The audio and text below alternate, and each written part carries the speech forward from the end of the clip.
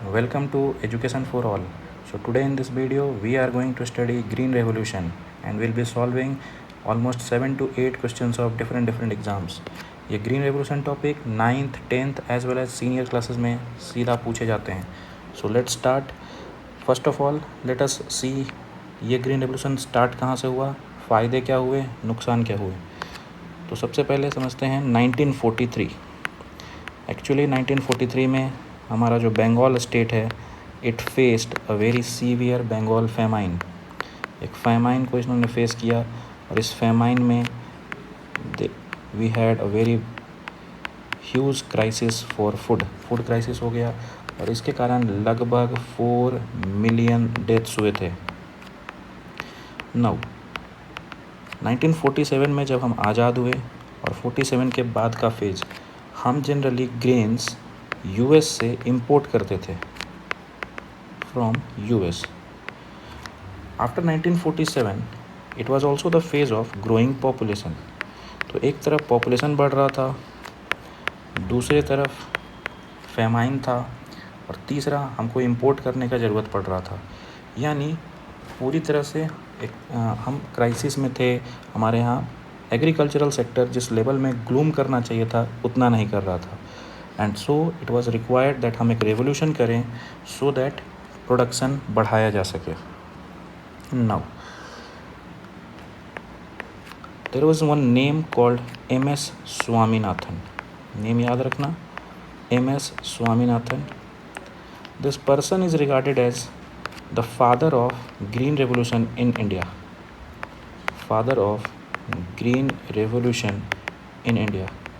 Actually this person introduced a special type of seed. एक special type of seed उन्होंने introduce किया and the name of the seed is HYV seeds. H stands for high, Y for yielding, yielding means output, and V for variety.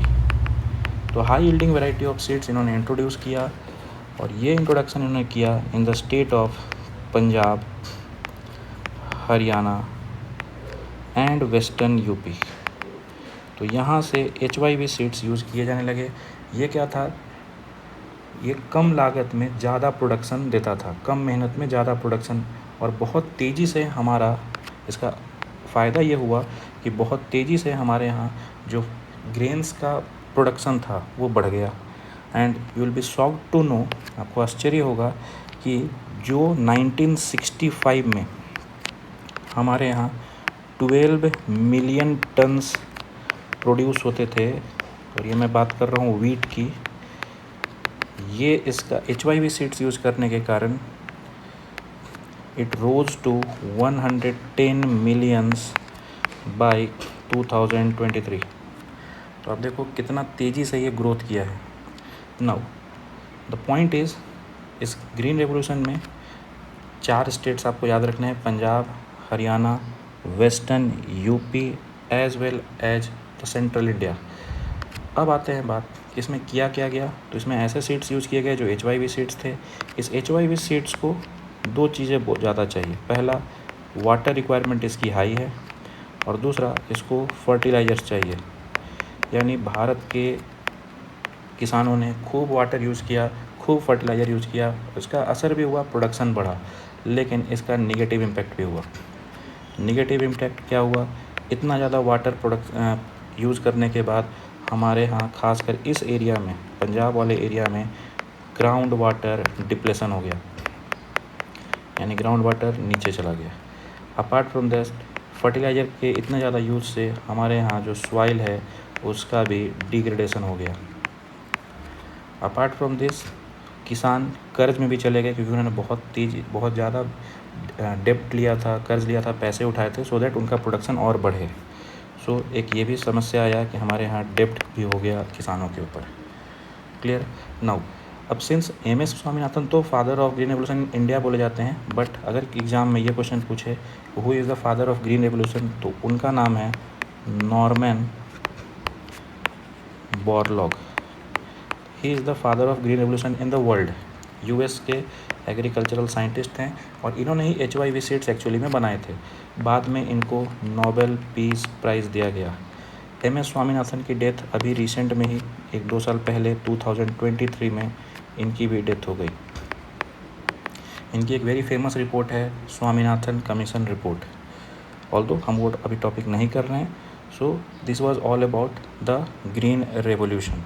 इसमें हमने किस चीज़ का production बढ़ाया था? Wheat की एंड राइस की। तो अगर इतने पॉइंट्स आपको पता है ग्रीन रेवोल्यूशन के बारे में, so let us attempt some questions of different exams. First, green revolution is related to millet, pulse, wheat, oilseed. The answer is C, wheat production. Now the Indian green revolution started from, see, Bharat में जो green revolution start हुआ था वो हुआ था Pantnagar university से। और अगर स्टेट पूछा जाए तो आप पंजाब को टिक कर सकते। The green revolution in India started in 1960s। ठीक है, 1965 में प्रोडक्शन आपको यहाँ में डिटेल मैंने दिया था। Next, actively associated with green revolution, the name is Dr. MS Swaminathan. Green revolution has the greatest impact on rice, maize, barley या wheat. So the answer is wheat. What was the negative impact of green revolution? The negative impact of green revolution was organic farming, no, soil degradation. Green revolution का फ़ायदा ये हुआ कि हम self reliable हो गए, हमको अब इंपोर्ट करने की ज़रूरत नहीं पड़ी। विदिन 10-20 ईयर्स हमारे यहाँ प्रोडक्शन बहुत बढ़ गया था, लेकिन सॉइल बर्बाद हो गया, वाटर टेबल नीचे चला गया था। The green revolution involve the use of HYV, high yielding varieties of seeds, which required, इसको क्या रिक्वायर्ड थे? मैंने बोला more fertiliser, more water. Option number D is correct. Now मैं आपको दोनों पर्सनस की फ़ोटो दिखा दे रहा हूँ, जो दोनों पर्सन थे। So this is the person normal Borlaug, and the second the Indian MS Swaminathan. तो दोनों के पिक्चर्स मैंने यहाँ अटैच कर दिए हैं। सो आई होप आपको ये टॉपिक समझ में आया होगा। Thank you, bye.